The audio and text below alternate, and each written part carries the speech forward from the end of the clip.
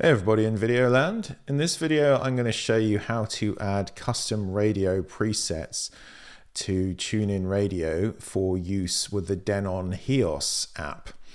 The reason you might want to do this is because perhaps there are radio stations that you'd like to listen to that aren't currently available within TuneIn and you'd like to listen to them on your Denon hi-fi, like your Denon receiver, or if you've got Denon home speakers. The other reason you might want to do this is because if you use a custom URL direct from the broadcaster's website, then when you play the radio station, you're not subject to advertising from TuneIn Radio. Because I believe many radio stations have an agreement with TuneIn Radio that before the radio station plays, it plays an ad and they must get some sort of a cut or kickback for that. And it is monumentally annoying. If you turn on the radio in the kitchen, maybe via your Denon home, and it says, "This is TuneIn," and then plays an ad, it's so annoying. Many of the radio stations you'll be listening to have their own advertising anyway, so you don't need to hear layers of advertising. Now, this process is a monumental pain in the arse, and you will need 3 devices to make it work, which is unbelievably frustrating. It took me a while to figure it out and get it to work, and now I've got it working. It works perfectly. So I have a Denon home in my kitchen, which has 5 presets. I've got 5 radio stations. Is that 5 or 6? I think it's 5. I've got the 5 radio stations I really like, and it just works like an internet radio without the extra TuneIn advertising. But to get to that stage is just really annoying. Okay, so step 1, we need to find the custom URL of the radio station we want to play. Now, there's several ways in which you can do this, like you can search for them with Google, but the easiest and most reliable way is to do this. So we'll go to the website of the radio station we want to use. In this case, I'm going to use Kink FM, which is a Dutch alternative rock radio station, which I absolutely adore since I was young. Okay, so this is future me. Unfortunately, the laptop I was using to record this ran out of memory, so the audio stopped working, but the video carried on, so I'm just going to narrate it now.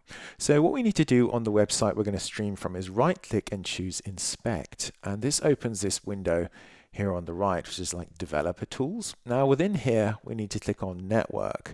This section shows the bits of the page that have loaded. So far, only a few static things have loaded. So what we'll do next is we'll click play to play the stream.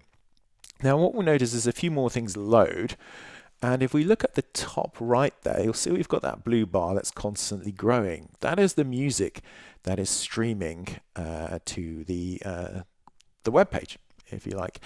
So everything else is static, that's stopped, but the information for the stream keeps flowing so the music can play.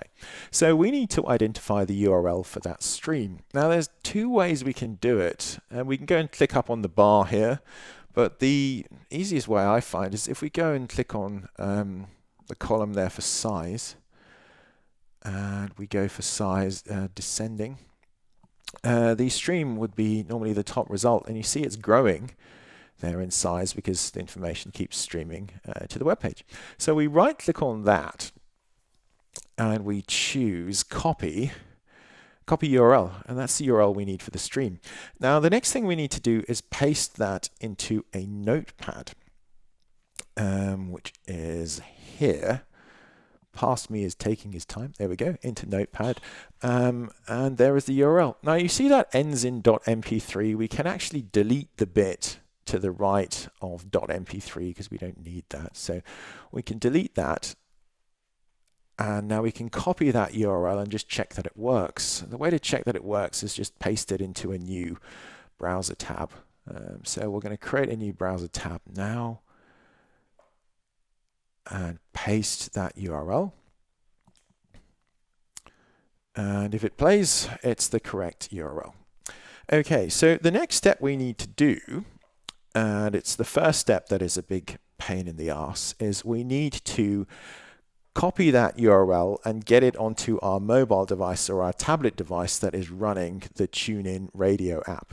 Because you cannot add custom URLs to TuneIn Radio using the web browser. It can only be done using the app. So what I'm going to do in the background is email that URL to myself so that it appears on my phone. You could also maybe go via WhatsApp, but you need to get that URL onto the device which you have the TuneIn app running.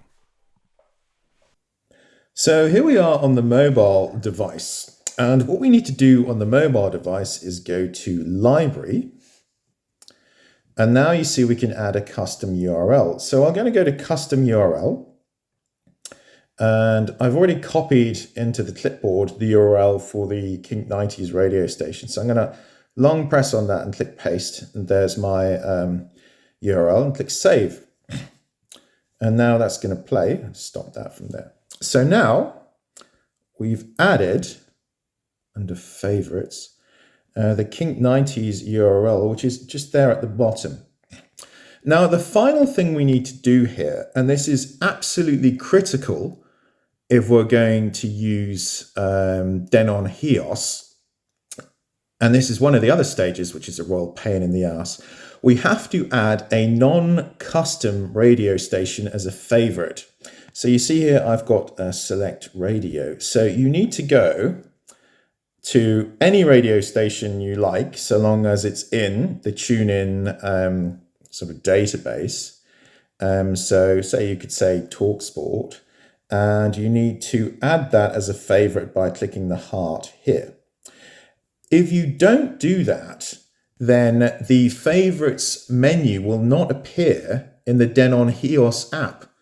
So I'll just say that again, you have to add one non-custom favorite in order for the favorites menu to appear in the Denon app. If you don't add at least one non-custom favorite, then when you go to the Denon Heos app, the favorites just won't appear. The favorites menu just won't be visible. So now that we've done that, we can go and open the Heos app. So let's go ahead and do that. So the final step is to go to the Denon Heos app, and within the Heos app, open TuneIn Radio. Now you must be signed into the same TuneIn account on the TuneIn app and the Denon Heos app for this to work, but that's pretty straightforward. You just create an account and sign in if you don't have one, or just sign in if you do. So I'm going to go to TuneIn, and then I'm going to go to My Favorites. And then this one here, 25303, is the one we just added. If I click on it, you see it's Kink 90s. If I click play now, it will start playing in my office.